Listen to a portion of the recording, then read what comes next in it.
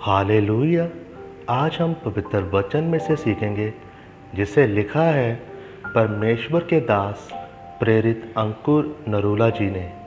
आइए हम आज के पवित्र वचन पर अब मनन करेंगे। परमेश्वर के सामने जाने का तरीका, जैसे कि मत्ती उसकी 15 और 22 आयत में लिखा, उस देश से एक कनानी स्त्री निकली और चिल्लाकर कहने लगी, हे प्रभु दाऊद की संतान, मुझ पर दया कर।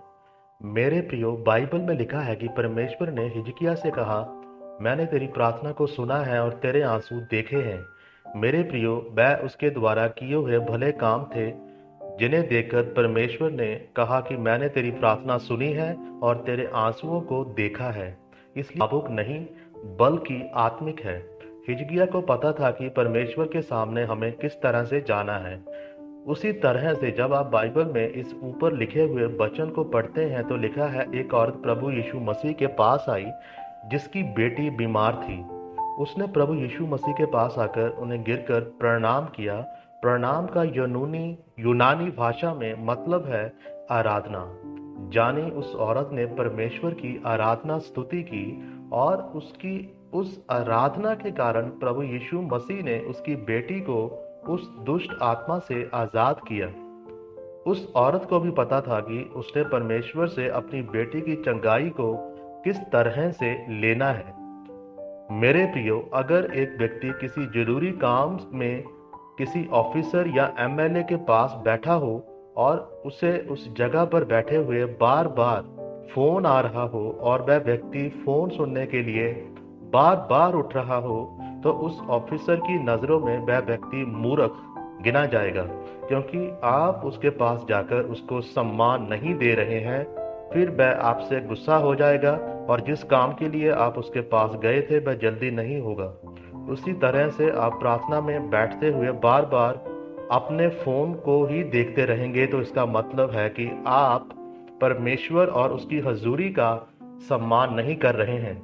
अगर आपको पता नहीं कि परमेश्वर के सामने किस तरह से जाना है तो आपकी आशीष में देरी होती जाएगी। आप एक बात भूल जाते हैं कि परमेश्वर राजाओं का राजा, प्रभुओं का प्रभु, प्रधानमंत्रियों का प्रधानमंत्री है और हमको पता होना चाहिए कि हमको उसकी हजूरी में कैसे जाना है। मेरे प्रियो, एक बात हमेशा याद रखें, आप बड़े कामों को करने के लिए बुलाए गए हैं, लेकिन आप बड़े बड़े कामों को तब ही कर पाएंगे जब आप लगातार हर रोज परमेश्वर की हजूरी में बैठेंगे, क्योंकि परमेश्वर के सामने हर रोज जाने के दोबारा आप सामर्थ्य को पाएंगे ताकि आप बड़े काम कर सकें। इसलिए आज आपको परमेश्वर की हजूरी में बढ़ने की जरूरत है। जब आप अपना संबंध परमेश्वर के साथ मजबूत कर लेंगे, फिर आप उन आशीषों गवाहियों को ग्रहण करेंगे जो आपने पहले कभी अनुभव नहीं की होंगी। परमेश्वर आपको आज के वचन के द्वारा आशीषित करे। आमीन। आइए परमेश्वर के दास की घोषणा को अब हम करेंगे। सर्वशक्तिमान परमेश्वर के नाम में मैं ये घोषणा करता हूँ कि जितने भी लोग आपके वचन को पढ़ या सुन रहे हैं, उनके जीवन में आज का ये वचन बहुत सारा फल लेके आए।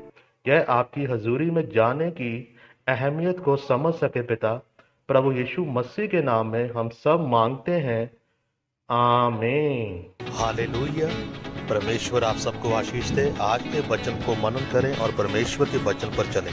God bless you.